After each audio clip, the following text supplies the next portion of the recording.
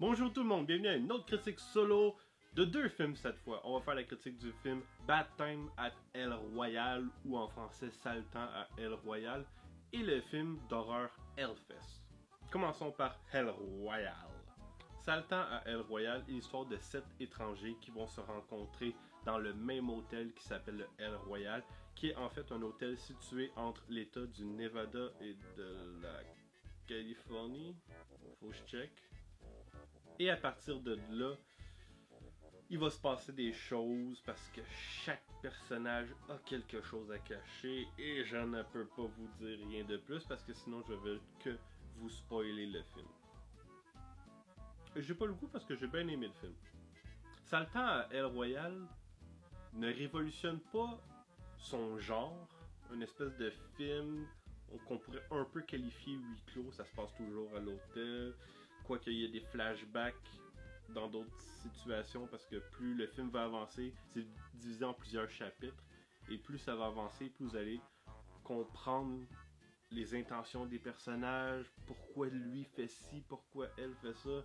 On a dans le film un vendeur d'aspirateurs, on a un prêtre, on a une ancienne chanteuse ratée, on a une fille qu'on sait pas d'où elle débarque mais elle a un sale caractère. Et plus tard, on va avoir un autre personnage qui va débarquer aussi, mais je peux pas vous en parler parce que c'est ça. Fait que je vous conseille le film parce que dans sa formule, il marche très bien. Je veux dire, on est vraiment intrigué. Le film fonctionne, il y a des beaux plans de caméra vraiment excellents. On a aussi beaucoup, ben pas beaucoup d'action, mais on a aussi c'est un film qui parle beaucoup, ok? Si vous attendez à des fusillades et tout à la Quentin Tarantino, oubliez ça. Il y a quelques scènes sanglantes et de violence, mais c'est vraiment minime, mais sont très bonnes. Il y a des beaux plans séquences qu'on comprend automatiquement la tension qui existe dans l'hôtel. Ça marche vraiment bien. J'ai vraiment bien aimé ce film. Mais comme je vous dis, c'est très dur de vous en parler sans le moindre spoil. Je vais vous dire une affaire qui est un caméo. C'est surtout pour les Québécois. Il y a un caméo de Xavier Dolan qui marche très bien. Puis tous les acteurs sont excellents dans leur rôle. On y croit tous. Tous les acteurs jouent vraiment très bien.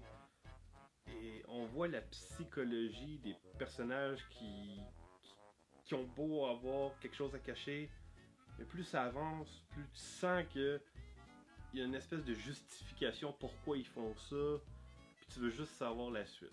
Il n'y a pas de grosse révélation finale à la fin et tout, on comprend juste les intentions de chaque personnage et on a la réponse. Et il y en a qui vont apprécier, j'imagine. Ça parle beaucoup. Si vous aimez pas les films qui durent 2 heures et quelques, que ça parle énormément, je vous le conseillerais pas. Et pour les autres, c'est un très bon divertissement. Il y a une affaire, par exemple, que j'ai peut-être pas compris. Et si quelqu'un l'a vu et pourrait me dire la réponse, gênez-vous pas, écrivez-le dans les commentaires. C'est qu'ils mettent beaucoup d'emphase sur l'hôtel El Royale en disant qu'il est vraiment au milieu de 2 États. C'est comme je vous ai dit, l'hôtel est entre la Californie et le Nevada. Et ils vont même jusqu'à mettre une ligne pour séparer qui va de l'extérieur à l'hôtel. Et l'hôtel a vraiment deux décorations différentes. Mais ils mettent beaucoup d'emphase sur ça, alors que c'est presque inutile. S'il y a une métaphore ou une symbolique derrière le fait que l'hôtel est vraiment séparé en deux, personnellement, je ne l'ai pas vu ou je ne l'ai pas saisi. Si vous l'avez vu, dites-moi-le. Mais j'ai beaucoup de la difficulté pourquoi ils ont vraiment mis l'emphase là-dessus. C'est peut-être moi qui est juste calme. Bref, je vous conseille d'aller voir ce film. C'est un très bon film, je l'ai aimé. Et passons au film d'horreur. Hellfest. Hellfest est un film où il y a des jeunes qui vont se rendre à une espèce de parc d'attraction qui a pour particularité d'être sur le thème de l'horreur. Donc vraiment, les gens de sécurité sont déguisés, ils ont l'impression qu'ils vont vous attaquer. Le parc d'attraction est vraiment centré sur l'horreur et c'est ça qui rend le film intéressant selon moi parce que dans ce parc d'attraction là, il va y avoir un tueur en série et qui justement va paraître inaperçu parce que tout le monde est déguisé, tout le monde a l'air d'un tueur, donc pour lui c'est vraiment plus facile de tuer des gens, quoi. Et dans le fond, les jeunes vont se promener un peu dans le parc d'attractions et ils vont se rendre compte qu'il y a quelque chose de pas normal. Il y a un homme déguisé qui est plus louche que les autres et la fille se sent pas ben. Et ce qui est intéressant, c'est justement le fait qu'il y a réellement un tueur en série dans le parc d'attractions.